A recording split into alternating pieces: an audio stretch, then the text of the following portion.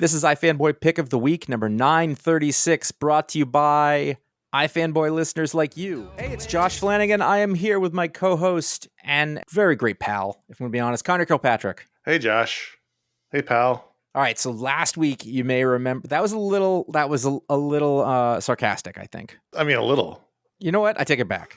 This is my coworker. A little sarcastic, not a lot. I put up with him. I said your name already, right? This is you Connor? Did I? Did. Okay, good. It's only got one end. Last week, I didn't say my name at the end of the show, but people knew.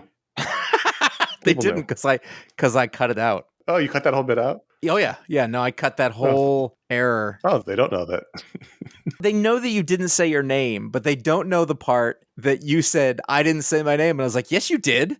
And then you were like, I don't think I did. And I was like, I'm positive it was there. So I cut and you cut all that out? Yes. Oh, well. Sorry, everybody. It was a good bit. This is a better bit than that would have been. No, that's true. That would have left everybody feeling awkward. This makes it like a charming moment between friends. Every week, one of us has a charming moment between our friends. They pick the comic book they like the best. That's the pick of the week. We will talk about other comics from the week. There will be a patron pick where the patrons, we'll explain that later in case you're like, what's a patron? Well, just hold on, buddy, because you'll know. They pick a book. That's the patron pick. There's good emails and there's time. Then there's listener mail. I haven't even gotten down the script. I don't know that it's there. It'll be a good time. It's fun. There will be spoilers. If you have not read your comic books and you do not want them ruined by the things that we talk about, then you need to think about it again, because if that can ruin your comic books, I mean, it's true. What are you even here for? Connor, you had the pick. I had the pick, and actually, much like my waistline, my pull list kept expanding this week. I kept trying to stop it, and it just kept going. I think I ended up reading 23 comics. And about halfway through my stack, I had read Action Comics 1067, the start of a new arc from the Superman Superstars era, where each new arc is written by a different superstar. The first arc was Jason Aaron's. His issue was also pick of the week, his first issue. This comic has 2 stories in it. And after I finished, I was like, oh, that was awesome. Nothing's going to beat that. And there was a lot of other good comics I read this week. I thought it was a pretty good week. But I might have been in a Superman frame of mind. I'm not justifying my pick. HBO randomly had a Superman marathon on the other day. I watched 3 Superman movies in a row. So I might have been in the mood for it. The 3, like in chronological order? Like 1, 2, 3? Yeah, it was Superman, Superman 2, Superman 3, Superman 4, Superman Returns. And then it was, for some reason, it skipped Man of Steel and went to Batman, Superman. I watched Superman. I watched Superman 2 on mute because I think it's a really bad movie. And a Superman 3, which I love, even though it's probably not a good movie, but I love it. I understand what you're saying, and you're not wrong about Superman 2, but like, I loved it when I was a kid because it was the one that had super villains. Sure. But I have seen it since then. It's a bad movie. Yeah. You can tell it was directed by 2 different directors, which it was, and it was cobbled together with unused footage from the first movie, plus new stuff. And this is why you were talking to us about Miss Tessmacher. Yes, that's exactly why I texted you about Miss Tessmacher. Sexy. Anyway, Action Comics. So the first story, Gail Simone, Eddie Barrows, these Action Comic stories are from basically whenever. And so this first story was like straight out of the Bronze Age, from when they converted the Daily Planet staff into news reporters. So Clark Kent was an anchorman at the time for, I think it was GBS or what was it? It was right there. I think it was WGBS. Yeah, WGBS. That sounds too much like a real station. I know, it sounds like WGBH. Yeah, that's what it sounds like. Boston. Yeah. Anyway, that was that era. I think it was called Galaxy Broadcast System. I think that. God, wow. This is like crazy coming back to my brain. Anyway, this is like Clark and Lois who both have microphones, and Jimmy is their cameraman with a very, very tiny camera, are going to go interview Jefferson Pierce pre-Black Lightning about his efforts in the inner city. And Clark, looks straight out of the 40s, but it's like kind of the 60s because of Lois's outfit. Like, it's just such a nebulous time. And then when he changes into Superman, he's wearing like a golden age. Like, it just took all these different elements. And then you got sort of like just post Black Panther's Black Lightning. Like he's got his like jacket and his turtleneck on. And I just really loved how it was sort of timeless and classic. Mm-hmm. Even the silly stuff like Clark's interviewing Jefferson Pierce and then Lois busts in with her own microphones. Like, where's that plugged into? I assume that tiny camera that he's carrying is connected to that van back there. Maybe. Which has like ENIAC in it, and it's controlling the huge tape reels. And then aliens invade, and there's a big, situation. But I just thought that was really fun. I liked the art a lot. I've always liked Eddie Barrows, and he's doing a very different style here with Danny Mickey on inks. There's even one crazy page where Superman bites a gun and like tears apart his teeth. I was like, what is happening? Yes. I want to know if that was in the script. This is great. And it ends on a really terrific perspective panel where like Lois and Jimmy are hanging for their lives, and we're like, it's canted angle, and Superman's in the background. I liked the way it looked. I thought it was a really fun, timeless Superman story. Yeah, right away, like first page, you see the three of them coming, and I noticed right away, like the way that they had drawn, like look at the fabric on his vest under, like all like that says so much. You see that, and then you pull your eyes out to see the rest of it, and there are a lot of different styles going on, and like those men really enjoy Lois's outfit. I mean, you know, it wasn't a bad time for fashion as far as I'm concerned from an aesthetic point of view. Because you could do that back then. At least they're not catcalling, or they're just ogling. They would. Look at them. You're from Manhattan. Listen. There's definitely... Oh, they're with that big man, so they may have been like, well, not even now. that dude catcalled Superman in Superman the movie. That's a bad outfit. That wasn't a catcall. In my heart, it was. No, that... Oh, I see what you're saying. I thought it was just a man complimenting. It was a man. It was. He was very sweet. Yeah. That guy in the middle. Say Jim. Maybe he thought he was his friend Jim. That guy in the middle with the yellow shirt and the cigarette, I think he sounds like one of the characters in that bar scene in Weird Science.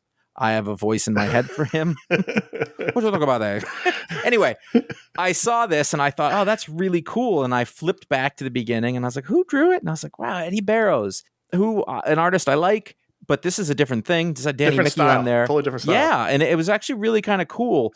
And it really does mix. Like if you look at the people playing basketball, like the shorts back there, those are 90s shorts. That guy has long dreadlocks. That wasn't super common. Whatever. I don't care. It was really fun. I want to point out, as long as we're talking about the clothing and you can go on and talk about the book, is that the whole thing at the beginning was that it was hot.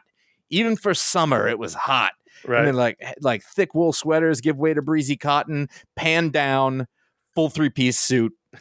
Jimmy's completely covered up. The man's in his suit. Pierce is in the turtleneck and jacket. And I was like, all right, let's try to make them line up a little, at least make them look hot, open a collar, something. But I guess that's what men did. And that's what men have done for hundreds and hundreds of years. That's why we all die early, because we're just keeping all the heat in. It'll walk around in those suits, the chafing. I thought this was incredibly fun, alien invasion story. Superman saves the day. It's not over. It's just part one. Yeah. And there's a really funny bit where they're like, you get to have 2, seconds for the championship battle. And in the back, he thinks of Batman and Superman, but then ends up being Lois and Jimmy. And so they're useless. So it was just, it's a fun setup. However, go on. If this issue had just been the Rainbow Rowell second story, it still would have been pick of the week. This was set in the present day of Superman's continuity. Lois and Clark in love at work, part 1. Rainbow Rowell and the guy whose name we argued about, we got wrong. Keen Tormey. Sure is Keen? Keen Tormey.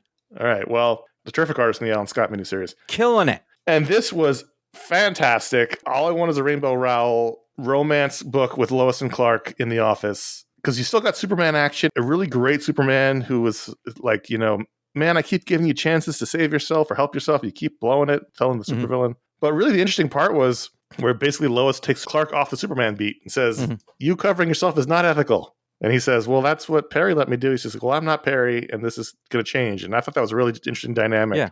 This was just terrific. I think what's really cool about the whole thing as a package is that this is a really good example of what action is supposed to be. Right. Now, I don't know how it works for in years. It was market. An anthology book. It had lots of stories in it. It had 3 or 4 backups.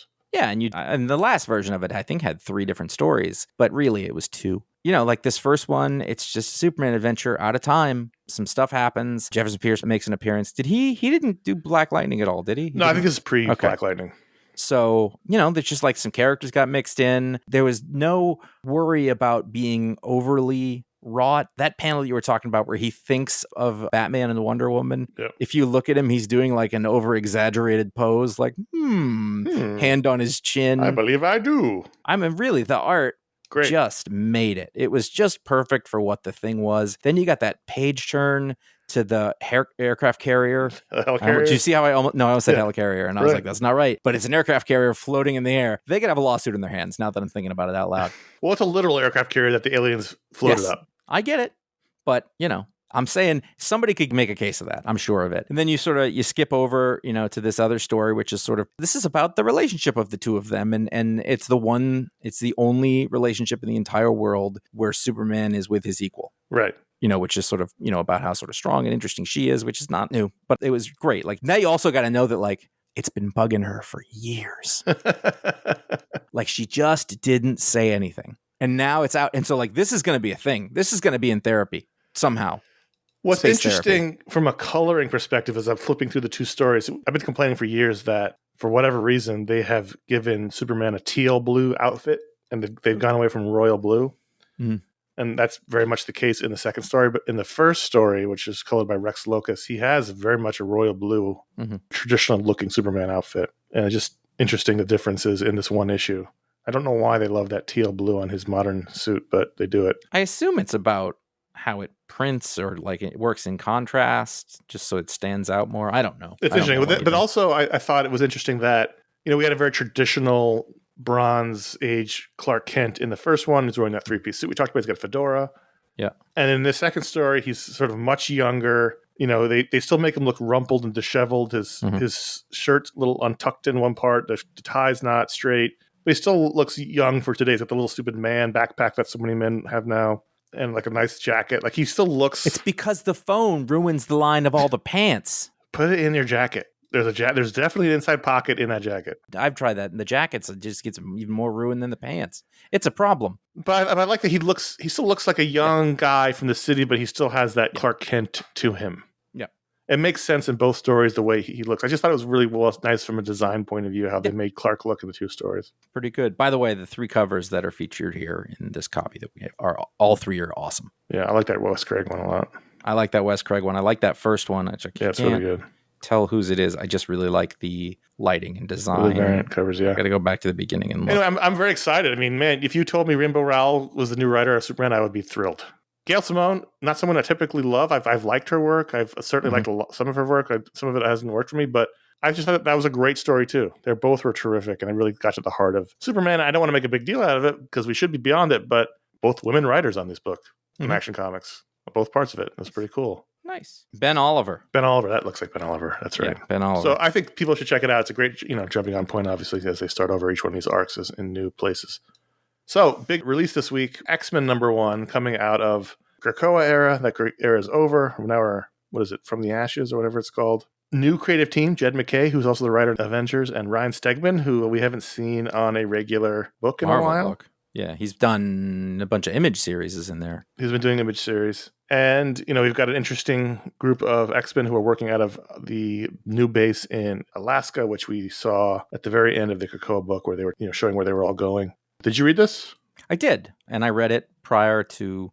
It was almost a patron pick for those of you at home, but I had planned to read it. I looked and I saw, okay, Jed McKay, it's sort of the next bit. And what I also thought was interesting is this is the first book under the new editorial. Yes. And when I say new editorial, I mean the guy who's been doing the Avengers books for 30 years is now doing the X-Men books. Brevoort and his team. Actually, I'm sorry, this is just out of nowhere, but there's this thing in the end somewhere where it's like a little, like they used to have in the comics, X mentions, and there's some little stuff in there, and it's question of the month. Where did you first encounter the X-Men? And there's like Jed McKay says it, and Ryan Stegman says it, and it just looks like something from one of the 80s comics. And I was like, if Brevoort is going to reinstitute this, I am all for it.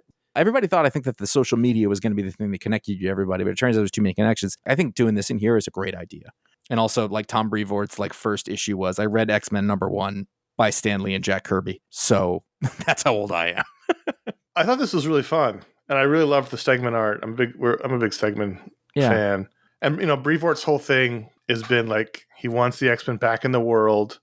He wants every issue to explain who you're looking at, who they are, what their abilities are. He wants people to be able to come on, pick up these books, and not have to hack through 30 years of crazy X-Men continuity as much as humanly possible. I don't think you can ever get beyond it 100%, but I thought this was pretty successful for the most part. Yeah, and I at no point, my problem I've said is always that whenever I pick up an X-Men book, at a certain point, I'm like, all right, it's too much baggage that I'm not understanding who any of these people are, why, or who they are. And in this, it isn't all the main X-Men. I think, Magic is in here and the Goo guy, but it is. There's Beast and Wolverine and Scott Summers. Beast, they allude to whatever he was going through before, but I don't know anything about it. You got Quentin Quire and Edie. Edie, I only vaguely remember. I can't place her. She was in the, was that the Wolverine and the X-Men book with the I think so. school? That might have been it.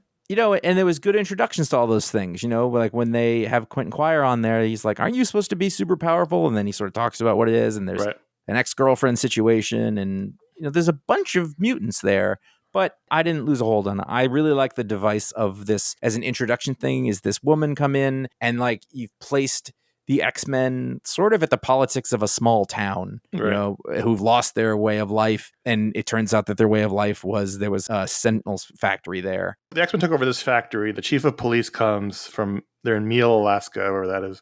And she's getting a tour of the facility from Beast, who has these dark eye circles, which took me a while to get used to, but now I'm used to them.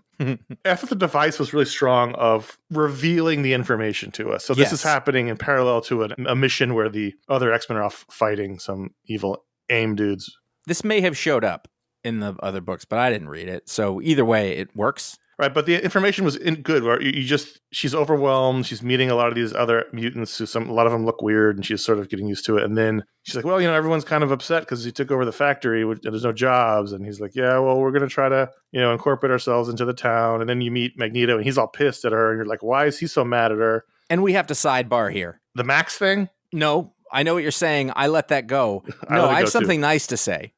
Yes, he's wearing a bad outfit. And for some reason, I don't know if this is always, has he always sat in a floating chair? It's awesome. It's odd, like he never gets out of it. Like every time they come, he's just floating in the chair next to them like a fucking baller. He doesn't get up for anybody. And a couple times, like he puts his hands together like Mr. Burns.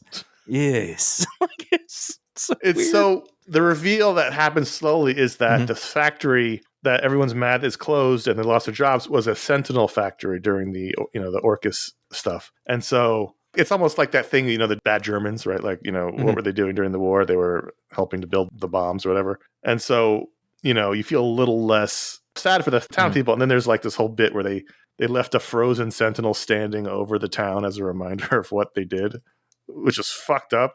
It is, but it almost looks like it looked like he was, because they says it's what's it say? It's we don't want them to forget what they owe us. The way I took it was that the Sentinel was about to destroy the town and they froze it or stopped it. Possibly because his hands up. But I think the owing us is they made these instruments of death. Yeah, but then that would have meant that they like actively went and they put this giant Sentinel in a threatening pose. They might have, but that's aggressive. They might have. I mean, yeah, I don't know. I guess I'm sure we'll find out. And so Wolverine quits the team, so he's not on this team. It was like, let's put him in the book, but he's going to quit at the end of the... Yes, yeah, he'll just get people in the door. So it's like Cyclops, and it's Psylocke and Beast, and it's a good mix of but Psylocke ain't Psylocke anymore, buddy. She's Quinine. I don't know. That's a thing you put in gin. She's Quinine, something like that. Quinine, that's a thing you throw on wounds in World War II. Quinine's in... Anyway, I like this quite a bit. I really enjoyed it. I like McKay's work. I thought this is actually more of the tone I'd want from Avengers, and we're going to get to that later, but this was a really fun team dynamic. It felt like a family. There's like some problem people. There's some fun ones. It's a good mix, and I'm looking forward to it more. And it's also a good, it's a low-key story. It's not, this will challenge everything. It's like, no, there's some villains who hated mutants, and then some of them, they made mutants. They made, and these mutants don't want anything to do with the X-Men. Okay, that's a good, just like, it's some villains. Right. And they're kind of in modified AIM outfits and they're left over from Orcus or whatever. Look at the floating chair and like the perspective and the sort of lens distortion that Stegman put on it and how he's up there. God, it's awesome. There's something, I haven't seen him in a while, but he's toned down some of the line work, I feel like. He's simplified it a little bit because he can do that McFarlane thing and the giant action panels and a lot of stuff going on, and it feels like he's reduced it just a little bit, and I think that makes it pop more. Yeah We had the return of The Hunger and the Dusk. The Hunger and the Dusk book 2 #1 from IDW, G. Willow Wilson and Chris Wildgoose, and I was just so happy this is back. I think this is bar none the best fantasy book being published right now. I had no trouble getting back into the story. There was a little recap that set you up and reminded me of some things, but for the most part, I had no problem remembering who all the people were and the danger they're in, and they introduced a major new character, and I just thought this was really fun, and I'm just so happy it's back because there's so many fantasy books and comics, and so many of them I just find dull or uninspired or needlessly confusing, but this is the right balance of everything. I think it's terrific. Yeah, I saw it and I was like, ooh, exciting. And yeah, sort of the same thing. You keep going It was pretty easy to pick up where we left off. There was like not a lot of time has passed. The girl left, and I was like, all right. And the orcs split and whatever. Things are very bad at the beginning of this. And then a new healer shows up, and she's all about it. You know what I'm saying? She's a sexy lady. She's all about the main guy. She's a sexy lady, and she was a princess. And there's actually like a really interesting bit where they're talking about. She's like, well, I had been rich, and now I'm not, so I could either be a healer, or I could She's sell a bit of my a other snob. arts. She doesn't like to camp. She wants a mattress. She's like, do you not have a servant? Like, that was, And then this guy's like casually is like, yeah, I had to hustle a bit too myself. And she's like, oh, okay, that's interesting. Yeah, she said I could have been a prostitute or I could have been a healer, so I chose healer. He's like, I understand. I had to sell my wares a little bit to get where I was. And it's like, oh, hello. Just leave that there. Yeah, it was sort of a fun return to a fun book. And, it's a little melodramatic because the bit at the end, he's like, I just realized I was in love. And you're like, well, all right, let's get on with this.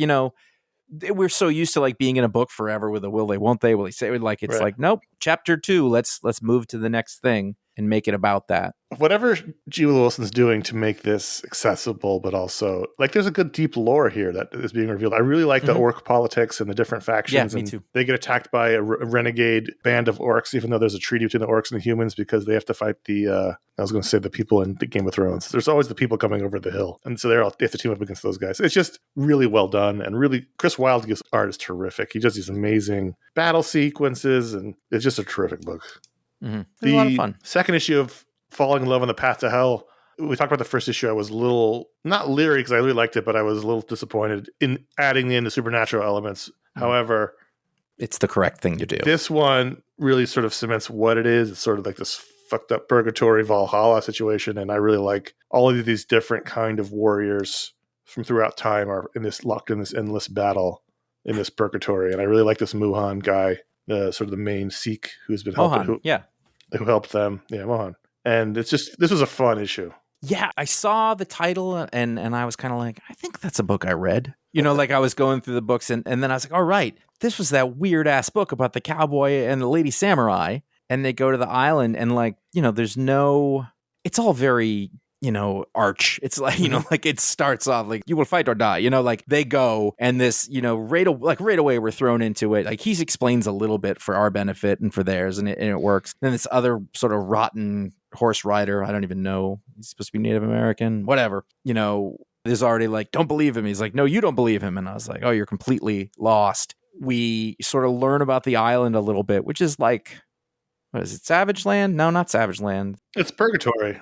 Yeah, that's they're all dead and they're fighting to get through to hell or heaven or wherever they're going. And there's all these crazy creatures and there's peril. And then they finally make it to the place that they're making it to. And you're like, okay, it's fine. And then they reveal, no, you have to fight the undead all night, every night. And he's like, I don't want to. And she's like, then you're going to die.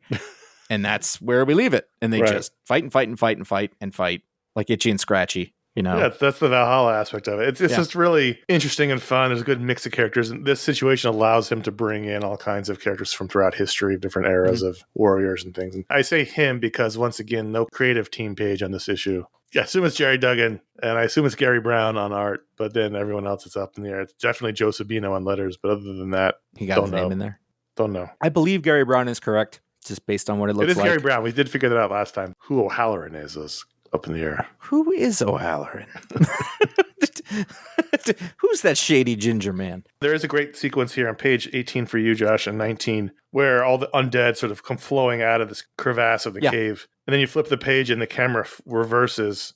Mm-hmm. Then we're seeing through them to the warriors. And then it's the interior framing from the creatures. Yeah. There's a guy back there holding his axe up, is really excited. Like, I just think that was a great page turn. The art is perfect for what it needs to be here. It really, like, crazy balls out shit.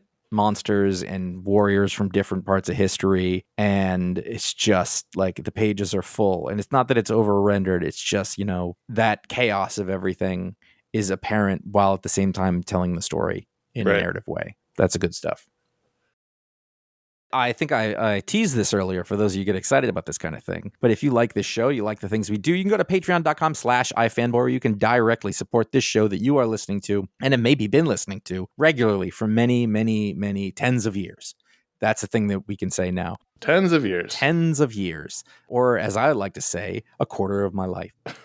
Actually, no. I mean, it's half my life. Half your Jesus. life, for sure. I know. Yeah. Okay. We got shows. There was lots of shows. There's been a lot of shows, I think. Those happen because of the patrons. There's a great community over on Discord and Facebook. You can pick and choose. You can mix and match. You can do one, do both, do none. Up to you. We have always had a fantastic community, and that has never changed. And so it's awesome to see it still living in those various ways. Yearly memberships are 10% off.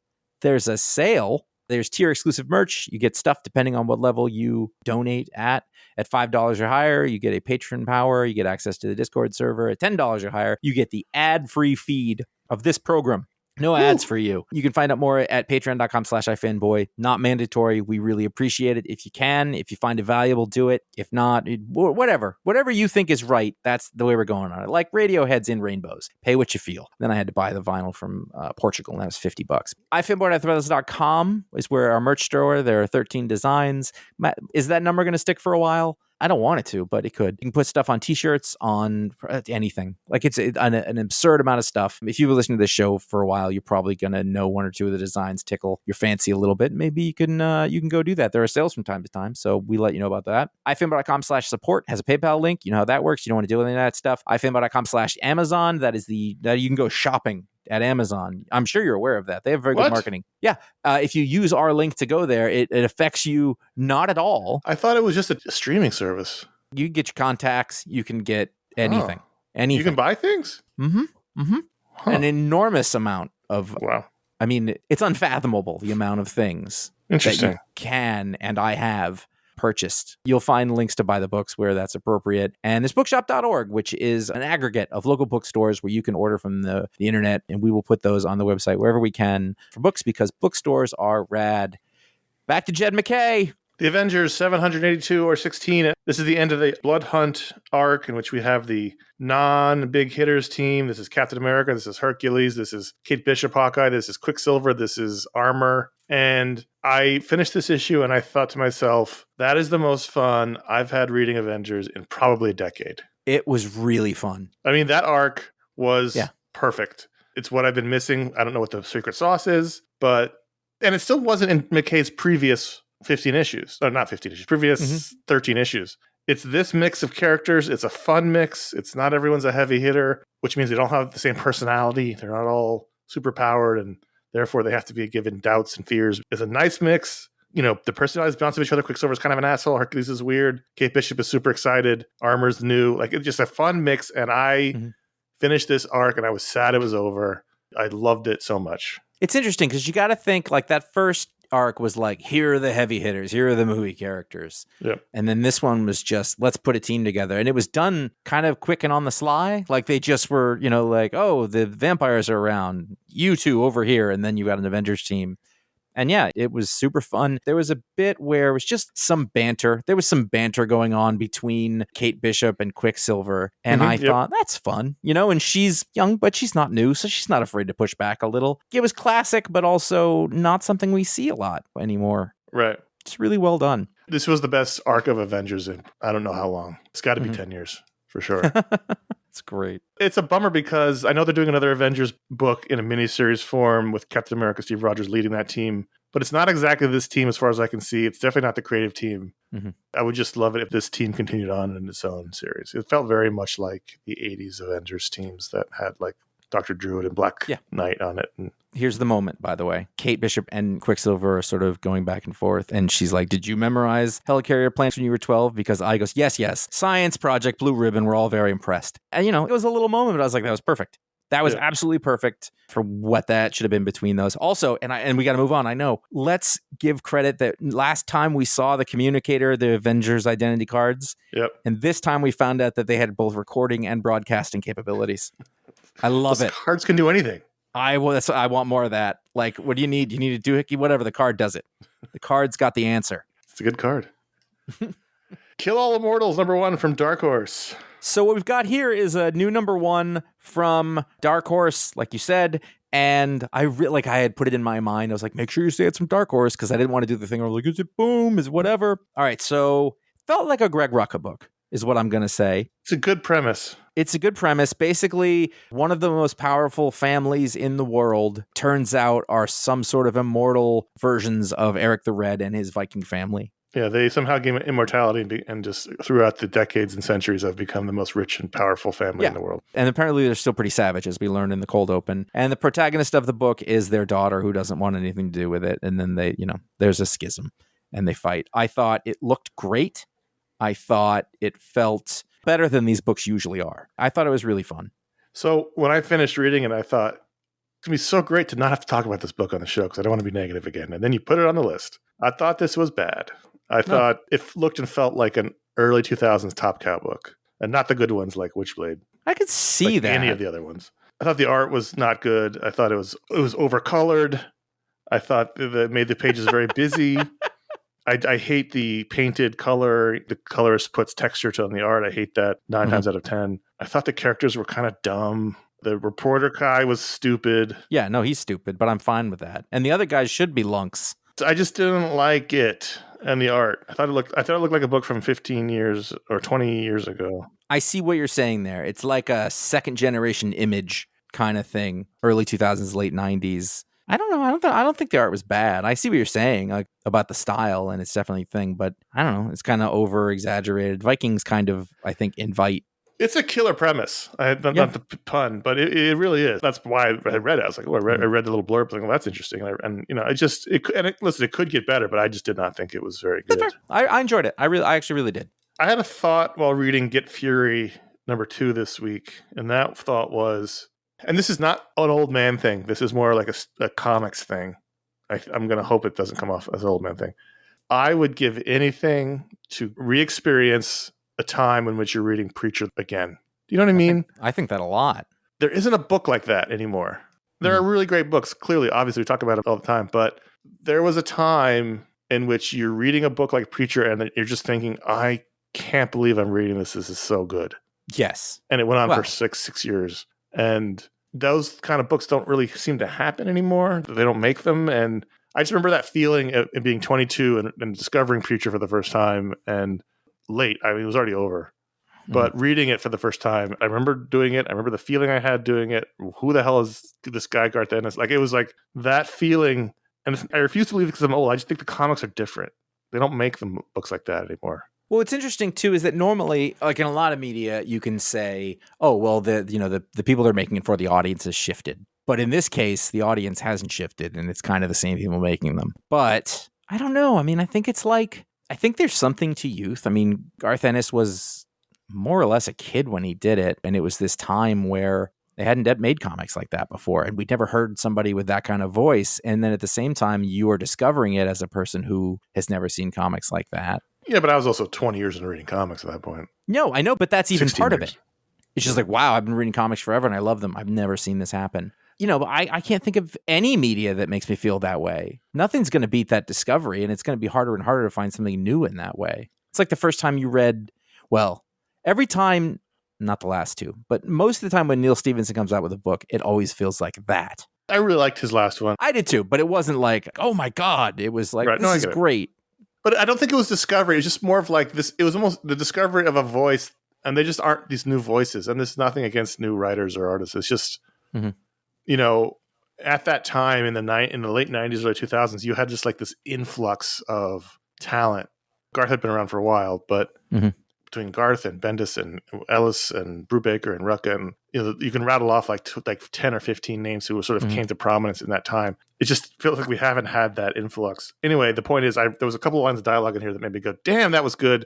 And damn, I miss the feeling I had reading a Garth Ennis book like that. And I liked this issue a lot. Yeah. I'm not super interested in the overall story of the book, but I've enjoyed every moment of it in the book, if that makes sense. Like, I'm not that invested in the story. I want to know what's going to happen, but like just the way that this guy makes a comic book. And when I say that, I'm giving Garth Ennis credit because, there's some beautiful Jason Burroughs stuff in here. There absolutely is. And Jason Burroughs is an artist who he has worked a lot with now. And there's, the shades of the other great artists that he's worked with. Like, they have a symbiosis that I think is very nice. But either way, it's just a voice that people aren't going to, it's like a guitar player, nobody plays like that. Right. Like, it's just something that speaks to you and it's in there. And whatever you can get. It made me very nostalgic for 2000. I can see that. Reading this. I can see that. It didn't make you nostalgic for Vietnam, though, because that's... No. I think I liked this actually more than you, which is interesting because you liked issue 1 more than I did. But this is not 2, as Crip said, it's 3. I don't know what I said out loud. I liked it a lot. Like, I look forward to it. I don't begrudge these. I think that this kind of military and savagery... I mean, this one thing is, like, Garth Ennis does really great military tough guys. Like, better than anybody. Better than any American. CIA agents. Mm-hmm. Those are always almost cartoonish. Yeah. That part is his disdain for the establishment. Yes. Yeah. And he's read so much history that, and as have I, that it's like, yeah, no, that makes sense. Union Jack the Ripper. I was shocked when you added this to the rundown. I didn't even think you were reading it. I missed the one in the middle by accident. You'd mentioned on the show, and I was like, oh, I forgot to read that. So I read the last 2 and 3 right this week. This was great. First of all, Kev Walker, I always show up for. Yeah. Second of all, like, it was in 3 issues, I learned a lot about these characters who I didn't really know anything about, but without the heavy lifting part of it. This was one of the best Blood Hunt miniseries for sure. Oh, yeah, it was gorgeous. Like, the monster stuff was really... I mean, Kev Walker just does not get enough credit for being just able to kind of do anything in his style, but really fun stuff. You know, it's that constant threat that all around everybody gets turned into a vampire. I really like, by the way, I'm fine with it, is that Blood Hunt has found all sorts of outs to having people who had been turned by vampires to having them turn back. And I'm totally cool with that. Right. Whatever it is. Oh, kill the head vampire. All right, I've heard that one. Magic ghost. Okay. You know, whatever. They've got to turn these people back. And the fact is, you don't want to read this book and see, I don't know who any of these people are, but you don't want to see the little girl and the other girl who was guarding her and the best friend. And I'm mixing the 2 issues up a little bit, but this really cool thing where their friends had been turned into vampires. That was like, will they be able to reach them and pull their humanity out? Or maybe not, or maybe you can. And it was really cool. I thought it was really well done and compact. I don't know if it sold or was popular, but the title's not great. Union Jack, the Ripper, Blood Hunt is a lot. And they kept calling him Ripper. Right. So I don't know what that's all about either. I thought it was the title pun. Didn't need the Ripper in it. Just Union Jack Blood Hunt would have been a lot simpler and a lot less annoying. But I guess because he's Jack the Ripper, I just got that now. That's dumb. This was terrific. I've been reading almost all the Blood Hunt stuff, and this is one of the better Blood Hunt miniseries for sure, by far. Yeah, I really liked it. I sort of caught up. I got to the end of the second one. I was like, that was great. I immediately went on to the third. I try not to do that. Sure. But I wanted to just keep going. All right, well, those are the books we wanted to talk about. But at patreon.com/iFanboy, every patron of the show gets to add a book to the rundown by voting. And we had a super close vote this week. And the winner by 2 votes over X-Men #1 was The Domain #1 from Image Comics, written by Miles Dallas and Tanya Coe. No, Chip Zdarsky. Rachel Stott was the artist. Aaron Angiglione was the colorist. And Jeff Powell's letterist. Have we ever had a meta book like this? I mean, the closest I could think of was the Escapists book. Right. It reminded me of that a little bit because that story took place within the other story of the creators. And it wasn't sort concurrent. Of in parallel. No, but we got to see the thing that they were working on sort of fully fleshed out. So this is concurrent. So this is the comic they were making in last week's issue of Public Domain, which is interesting. It's really interesting because now I'm trying to read subtext that has been put in by fictional characters. Right. Which is really interesting. And then so further, I went into this with no expectations. I thought, that's maybe a little gimmicky. But as I read through the thing, I was kind of interested. Well, now we know who wins the argument in Public Domain because the book does not feature the Domain character as was originally created. Now we have 3 different characters sharing the powers. One is a supposedly overweight guy. Does not drawn that way because comic artists have a real problem drawing realistic bodies. They're like, you're totally buff from your shoulders up and your waist down. One is a black woman, and then one is an Asian woman with social anxiety. So it's just kind of like comically diverse. Mm-hmm. I think I had the opposite thought of you. I was like, if this is the book that they're launching Dallas Comics with, they're in trouble. Mm-hmm. Like, it was fine, but it wasn't like great or anything. Yeah, I mean, like you said before it was up, you're like, should I read it? And I was like, yeah. I was like, it's not the pick. Like, It's not like you got to get on it. But I think it was just fine, but it was very like standard. Yes, it was. But that it's weird though, because that's kind of what it should have been. As a part of the meta story, that made me more interested in it. And I know that shouldn't give it that credit, but there was something sort of breezy and, you know, like it could have been any random sort of Image release at a given point. Right. So I had fun with it, just try to, like, Zdarsky's aware of the tropes that he is doing. Right. Has to try to make this interesting without trying to break the mold, because the people in the book aren't that good. People making the book. Yeah. I don't know. It's so weird. Yeah, so the story's these three misfits who are friends in high school. They're space buddies. 10 years older? Is that how long we've gone? I have no idea. Oh, no, not 10 years. 2018 to now, wherever now is. I guess now is now. When? I can't do math. 7 When years? did it happen? Now. Did it just happen? It happened then. When? Now. What? I know.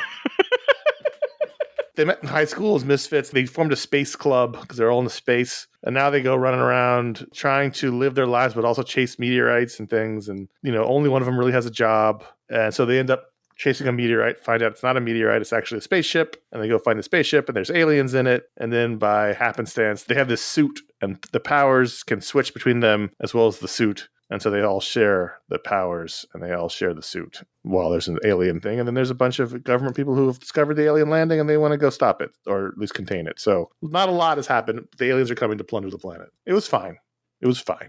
I'd say that's about right. Yeah, it's fine. It's fine. So, rating.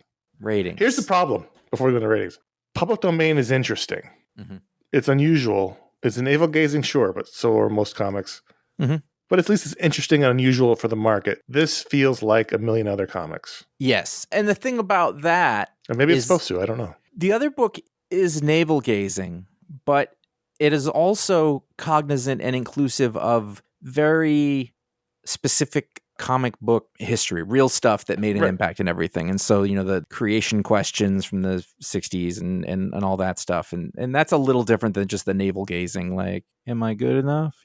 So that's interesting in its way. And it's well done. That's really it's a good book. Yeah. It was very good. We talk about it all the time. It's good. And so that's interesting. And then the book that's spitting out of it is so standard that I don't know if that's interesting or not. I don't know. I'm trying to figure it all out. I don't know if it's as good as it is interesting yet. I don't not like it. I like it. I'm not willing to say it's amazing, but if it's a thing like this is a strange experiment, that the fact is, like you said, I don't know if I've ever seen this. So I'm kind of interesting to just see how it plays out. And it's not like painful to read. So I figure there's going to have to be something that happens here. You've got the two books.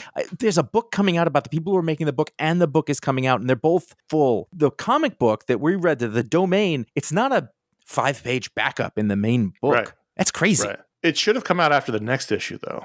Really? Like we should have seen the production of this issue and then had it come out. Yeah, maybe we skipped that because we just know that it issue happened. ended with them arguing about who the main character would be, and now we know. I think that's a valid cut in a movie. We'll see. I mean, we'll just see how the next issue is. Anyway, The Domain #1 ratings out of 5, 2.8. 3.15. Sticking with it? Yeah. I think I am, but I'm not excited about it. I'm more interested to see how it ties into public domain. Okay. I'm not looking at the clock. I don't know where we are exactly this second, We're but good. What you need to know is that Colonel Sanders says, try here, stop. And then Dark Helmet says, what am I looking at? When does this happen in the movie? And Colonel Sanders says, now. You're looking at now, sir. Everything that happens now is happening now. What happened to then? We passed then. When? It was just now. That line reading of just now. Yeah, it was very good. Brilliant. So good. Go back. We can't. Why? We missed it. When? Rick Moranis' increasing anxiety and anger about it. I'm so sorry. Every patron got to vote to add the domain to the rundown, but if you're a patron at the $5 or higher level, you get the superpower live on the show. It's called the Patron Power. And I realized that I may have manifested an actual patron power because I'm looking at my little paper that I scratched down ideas during the day for patron powers. Mm-hmm. And I have written down Magic Polaroid. And I know what I meant by that, but last week, and I posted this on my Instagram, we had some weird Polaroid photos come out from this old Polaroid camera that someone brought to the party. And it was creepy and weird. I don't know if I manifested that by writing down Magic Polaroid previous to that. Anyway, that's not the power that... Oh, I was going to...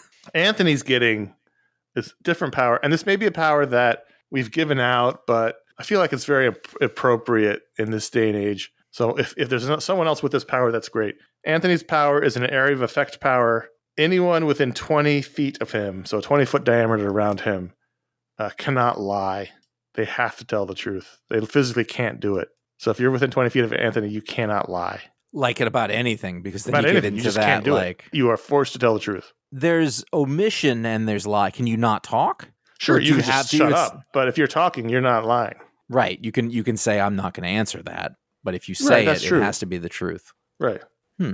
It's an area of effect thing. You may not know it. You may not understand why it's happening. But all of a sudden, like, what do you think of that guy over there? Well, I think he's an asshole. Oh!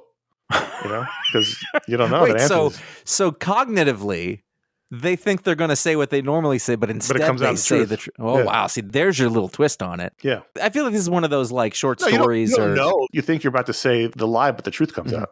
Right. Yeah. That's going to wreck a lot of marriages.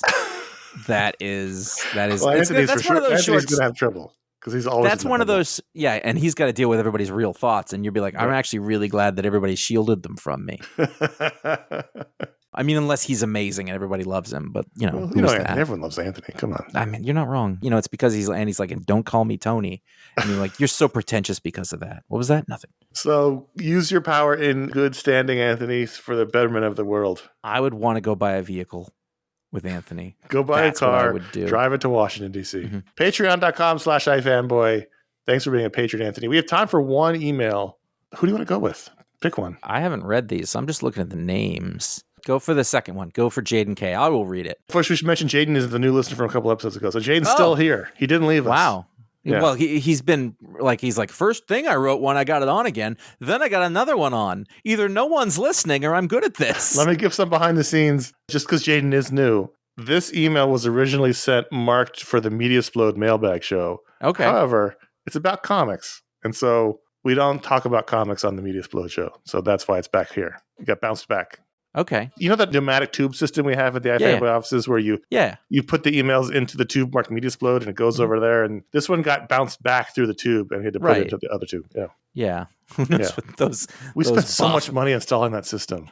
Yeah, I know. Those waste of boffins money. in the Media Explode room. I actually think I just saw the name Jaden. I was like, I'm not used to that name. That's a new name. It's not Brian. Right. I have a question that I've been thinking about since the early Jurassic period. He's right away. He's picked up on that. He's got it. Good job, Jaden. With the most recent all the other listeners will be like, all right, enough about Jaden, guys.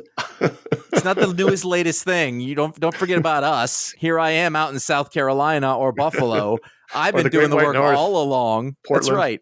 That's right.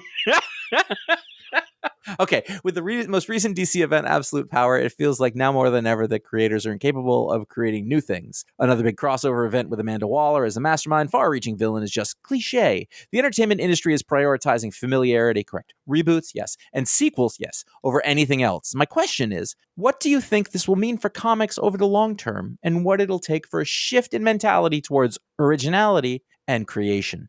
He has a second question we'll get to at the end for you, Josh. Okay. No,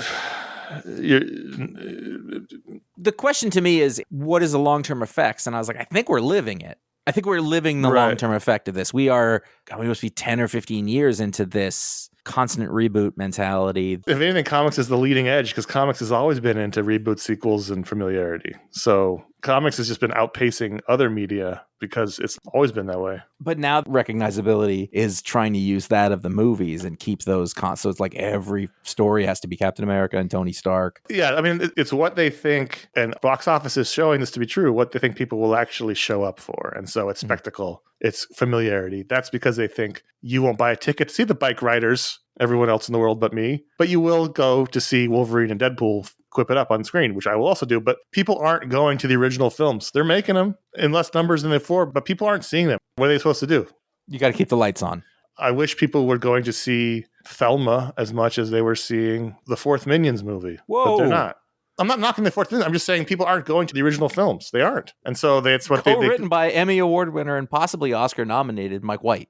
So that's why Hollywood's doing that. So what will comics do as a result? What is the question? I'm looking at the wrong email. How will it affect I mean, and I said I think it already has to a certain extent. What will it mean for comics over the long term? It doesn't mean anything, I don't think. Actually, I think that I'm just spitballing. You could relate this to what you were talking about earlier because the form in mainstream comics is not so much up for interpretation right now, meaning that it's going to be an event, it's going to feature familiar faces, it's going to have something that feels like what was successful before. Absolute Power, like, takes elements of Civil War, of those kind of Right. things, which, by the way, is not new. Like, once Crisis A long time happened, ago, people did stuff, like, that's always been happening. I think that because the audience and the publishers are sort of focused on that stuff and the stuff to the fringe, like Preacher, like we were talking about, a book like that isn't being supported enough by the audience to let that happen at a high level, meaning the expense of having the staff for many, many issues. It economically, it doesn't work. So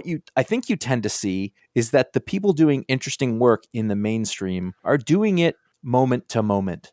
And so you'll see interesting things happen within a tired premise more than you'll see an entirely new form or premise. Does that make sense? Yeah, so that's always been that way. That's what I've always said is people have asked, how can you read comics now for basically 40 years? Mm-hmm. Because it's the same stories over and over. Because you have to focus on the details.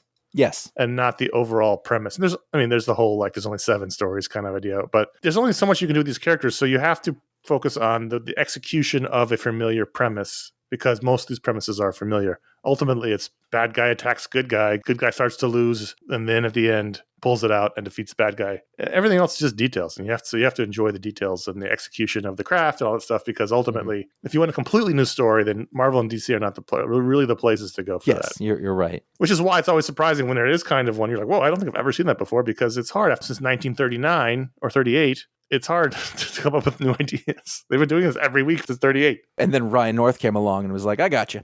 And then he had 5 million new ideas. No, but I think, like, during these events, we've seen this a couple of times. We were just talking about the Union Jack book during Blood Hunt. It was like this interesting little story that took place within it, Mm-hmm. Yep. That was fun, and that was different within a context. In the Symbiote one, and there was that great Thunderbolts miniseries in there. You look for those little bits. I think whatever at some point, remember Jerry Duggan did that 1862 book or whatever it was, Yeah. 1860. Like, wow, who are they making this for? It's crazy. Or you get that She-Hulk book. You've got to work for it a little bit and give those other things a chance, and then also just be able to recognize, like, this is great if it's going to be passing, and then you'll see them do something else, and some will hit and some won't. You pick your spots, basically. And ultimately, the question of what will it take to shift back to originality and creation is, like anything in any medium, it's sales.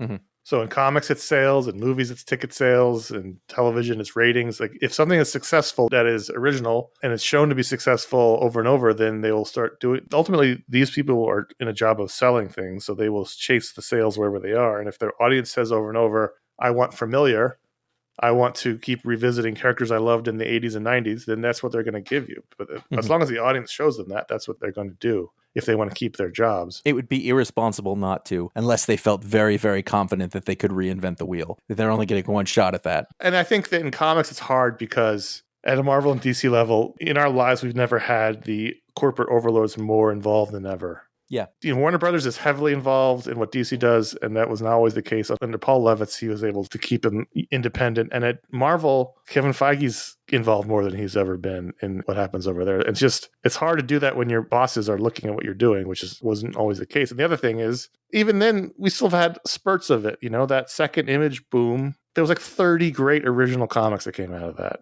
Mm-hmm.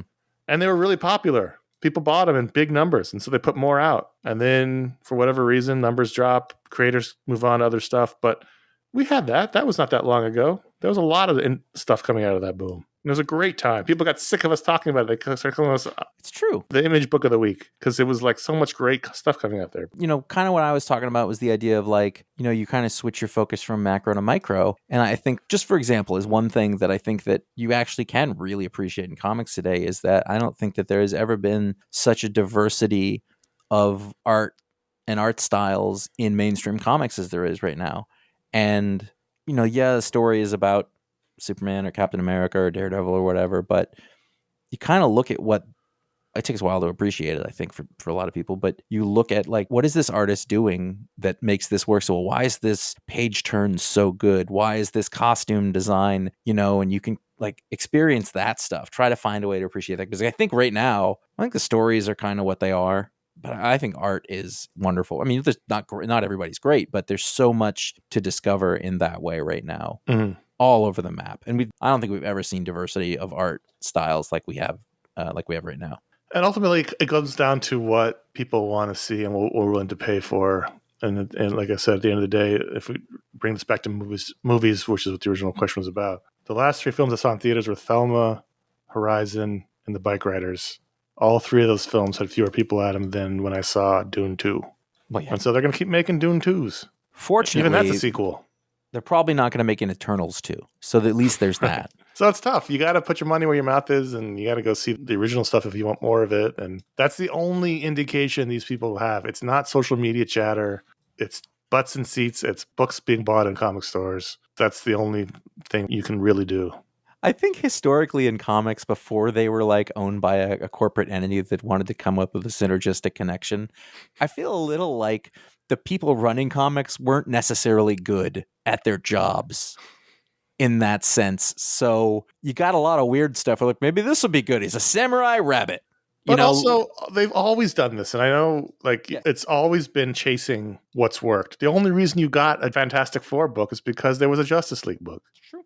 That was successful. The only reason why you have an Avengers book is because there was a Justice League book. Like, they chased stuff back then. I mean, the only reason you have Batman is because there's Superman. I mean, right. Really, it comes right down to it. And so it's always been this. In movies of the same, there's always been sequels and reboots, and just weren't to the exclusion of everything. But there's always been that way. How many people know that there was 2 versions of the Maltese Falcon?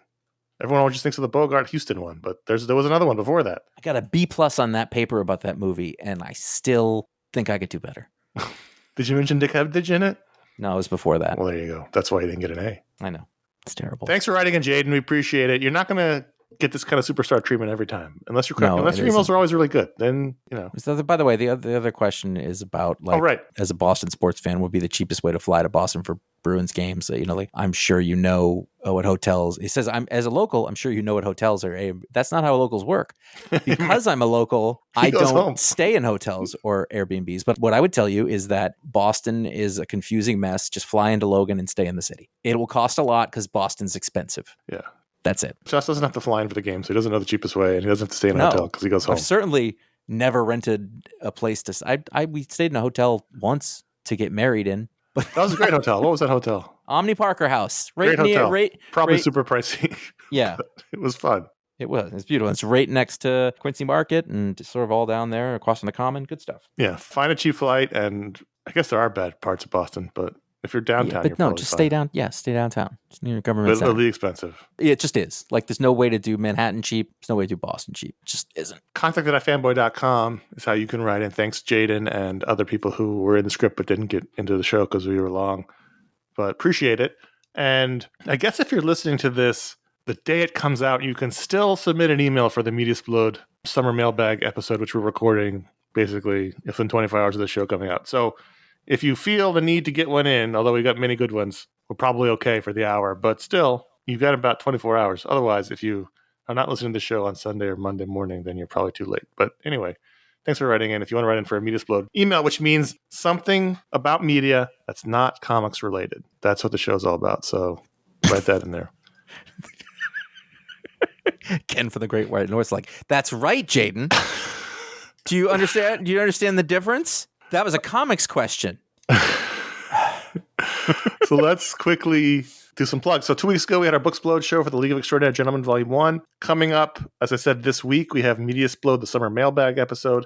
Coming up the week after, we have a Talksplode. Josh, do you want to say who it was with? I had a conversation with the writer of one of my favorite series of all time, James Robinson. James Robinson spent some time talking to me about his career. He's got some new books coming out from Dark Horse, which are a whole other thing that he's doing. Great book coming out with Scott Collins art. Great Scott Collins art. Yeah. So that'll be coming out in 2 weeks. Yep. And then the week after, somehow, some way, because I'll be on vacation, but we'll figure it out. We'll have a review of Deadpool and Wolverine, the movie we just talked about. And then later in August, we'll have Justice League Crisis on Infinite Earths Part 3 review. And we'll have the Booksplode for August, which is going to be Lone Wolf and Cub Omnibus Volume 1. So those are the shows that are coming. I got to get on that. I as well. In fact, I might bring it with me on my little weekend away this weekend.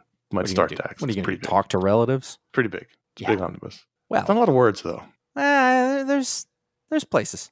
Oh, Yeah. there's places. You can find our library of 1,386. You could not do. I'm not doing this. I'm going to add one every time, which may not be right. But Right. there are apparently, and I trust Connor's numbers more than any pollster in the world, 1,386 shows over at iFanboy.com where podcasts are sold. Oh, okay.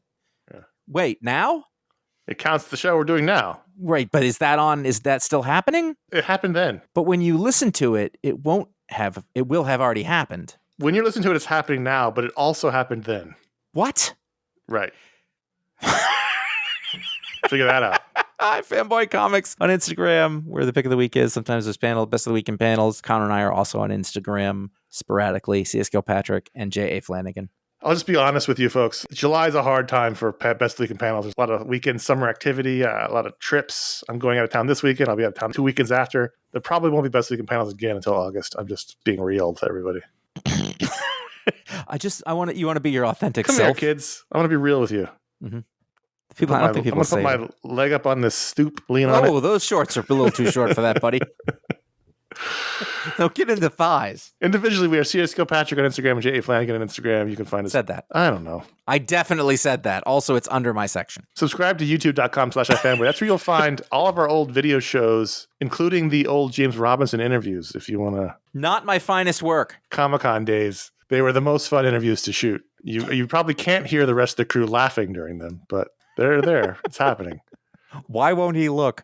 We post the show every week to YouTube if you want to listen to it there. Please consider writing a review or leaving a star rating on Apple Podcasts, Spotify, or wherever you listen to your podcast. But those are the two top spots according to our stats. And so we thank you for listening. We thank you for leaving a rating or a star rating. It takes a second, helps the algorithm. And as we all know, the algorithm is going to get you.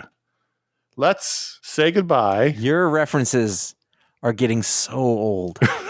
You know how I know it's hot? Is I can feel under you just referenced Gloria Estefan? Yeah, I did.